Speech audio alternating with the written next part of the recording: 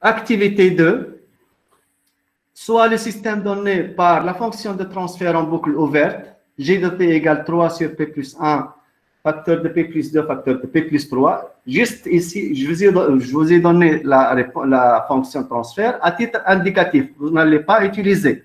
Nous allons l'utiliser dans une autre activité à la fin de la leçon.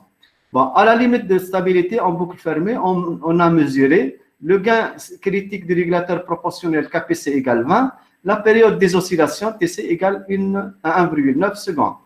On vous demande de calculer les paramètres d'un régulateur PI parallèle, puis PID mixte par la méthode de Ziegler-Nichols fréquentielle. Voilà, on vous donne le tableau.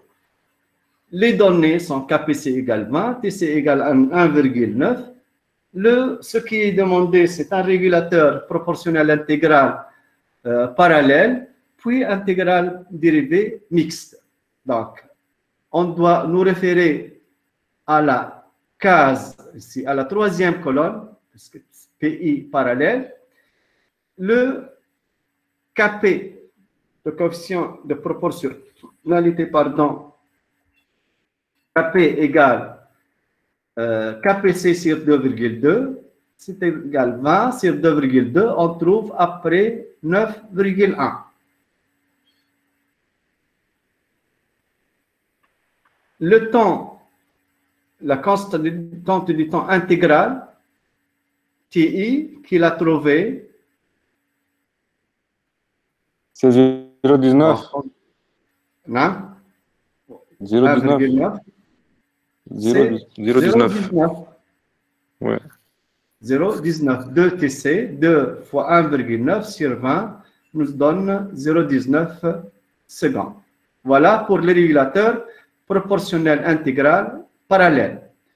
Le régulateur PID mixte, on doit utiliser la dernière colonne du tableau. Dernière colonne du tableau. Avec un régulateur PI, pour un régulateur PID mixte, nous trouvons KP égale KPC sur 1,7, soit 20 sur 1,7, ça nous donne 11,76. La constante du temps intégral égale TC sur 2, soit 1,9 sur 2 égale 0,95. Et finalement, la constante du temps dérivé égale à TC sur 8, soit 1,9 sur 8, nous donne après 0,24 secondes.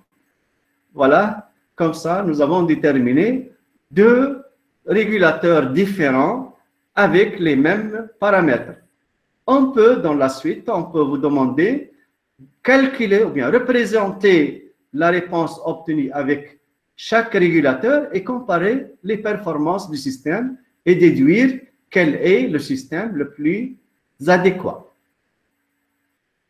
Bien sûr, pour vous, vous pouvez reprendre ces activités en faisant l'assimilation sur MATLAB. C'est très simple. Vous utilisez un système ayant comme fonction de transfert K, c'est-à-dire le système, vous pouvez déterminer le système comme nous l'avons obtenu au début, puis vous faites la simulation avec un régulateur PI, puis un régulateur PID et faites la comparaison. Donc, on passe à la troisième méthode empirique, méthode dite méthode Chin-Ron-Requist. C'est une amélioration de la méthode Ziegler-Nichols temporelle pour avoir des réponses plus amorties en boucle fermée. Elle fournit des formules pour des dépassements de 0 et 20%. Donc, Chin-Ron-Requist propose de travailler avec le modèle de Broida. Je vous rappelle que le modèle de Broida est déterminé de la façon suivante. GDP égale K exponentiellement P sur 1 plus P. On détermine les temps pour 0,28 KE0, 0,4 pour KE. On détermine un temps T1, T2. On détermine la constante du temps taux et le retard T. Voilà pour le modèle de Breuil-Datz. Bien sûr, ce n'est pas le sujet, notre sujet. Bon. Il distingue ici les deux modes de fonctionnement. Mode en régulation ou bien rejet de perturbation, entrée constante. Remarquez bien ici, nous sommes par exemple à cet instant-là, nous sommes en régime permanent. En vert, c'est la sortie et en bleu, l'entrée. Donc, l'entrée est bien, à la sortie est bien égale à l'entrée. À l'arrivée d'une perturbation, là, à cet instant-là, une perturbation se produit. Le système, à la sortie, change de forme aussi fortement. Ensuite, elle reprend sa position initiale, position d'équilibre. Ici, dans cette phase-là, l'effet de la perturbation. Donc ici, c'est le cas de régulation. Le cas d'asservissement, perturbation, comme vous le savez, pour l'asservissement, la consigne est variable.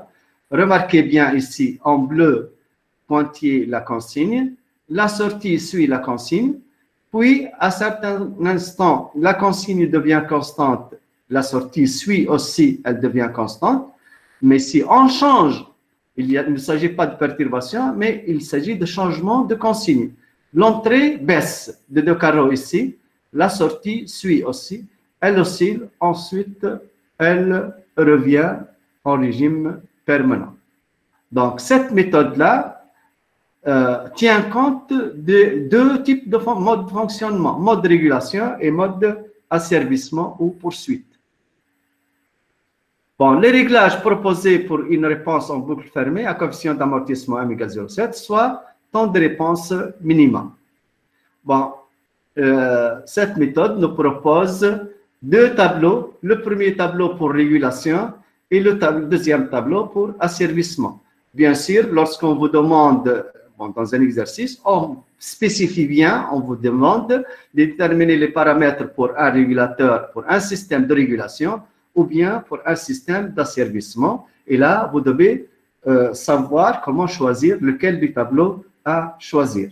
De plus, vous devez voir pour chaque tableau qu'il y a un dépassement exigé. Ici, on demande un dépassement de 0%, et là, un dépassement de 20%. Donc, ici, on vous demande, on vous donne, bien, on exige le type de régulateur, c'est-à-dire P, PI ou PT, la régulation, le mode, est-ce que nous sommes dans le mode de régulation ou mode d'asservissement, et le dépassement, la valeur de dépassement, est-ce qu'on veut un dépassement nul ou bien un dépassement de 20%. Là, donc, en fonction de toutes ces données, vous devez savoir choisir votre régulateur. Méthode suivante, dite méthode de Cohen-Kuhn. Son critère principal ici est le rejet de perturbation. Donc, contrairement à la méthode précédente, ici, on s'intéresse aux méthodes de rejet de perturbation, c'est-à-dire méthode de régulation.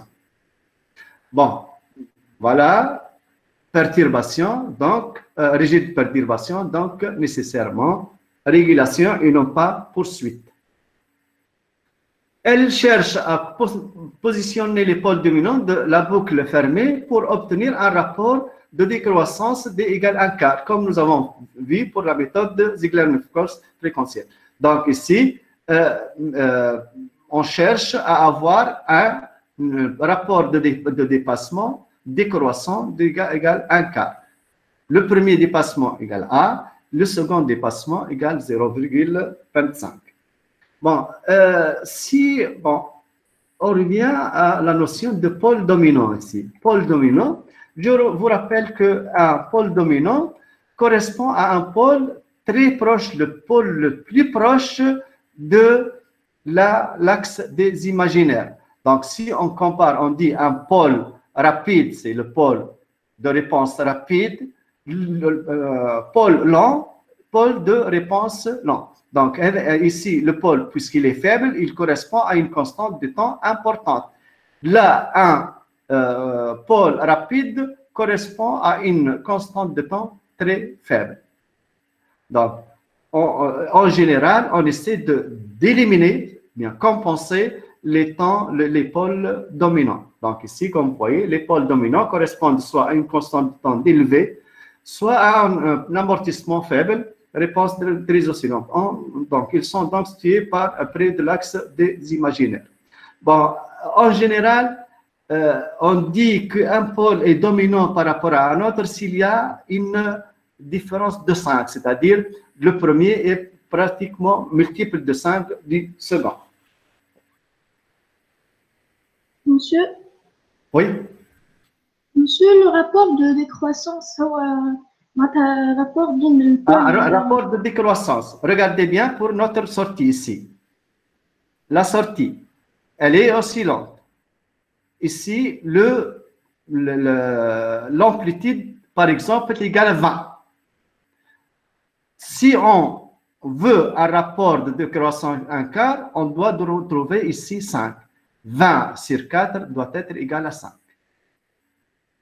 Donc, c'est le rapport de décroissance, c'est-à-dire le rapport entre le dépassement, l'amplitude du premier dépassement et l'amplitude du deuxième dépassement. C'est clair? Oui, merci. Voilà. Cette méthode, c'est-à-dire la méthode de Cohen-Kuhn, nous propose le réglage suivant, un tableau pour un régulateur proportionnel, pour régulateur proportionnel intégral et pour régulateur proportionnel intégral et dérivé. Bon, une dernière méthode de synthèse empirique, dite méthode de réglabilité. Cette méthode de réglabilité consiste à constituer une version adoucie des réglages précédents. Une méthode un peu limitée par rapport aux précédentes. Elle est basée aussi sur la réponse indicielle du système en boucle ouverte, c'est-à-dire lorsqu'il n'y a pas de régulateur. Et les paramètres du régulateur sont déterminés en fonction du coefficient de réglabilité défini par le rapport R est égal à T sur taux, c'est-à-dire le temps de retard sur la constante du temps. Bon, ce rapport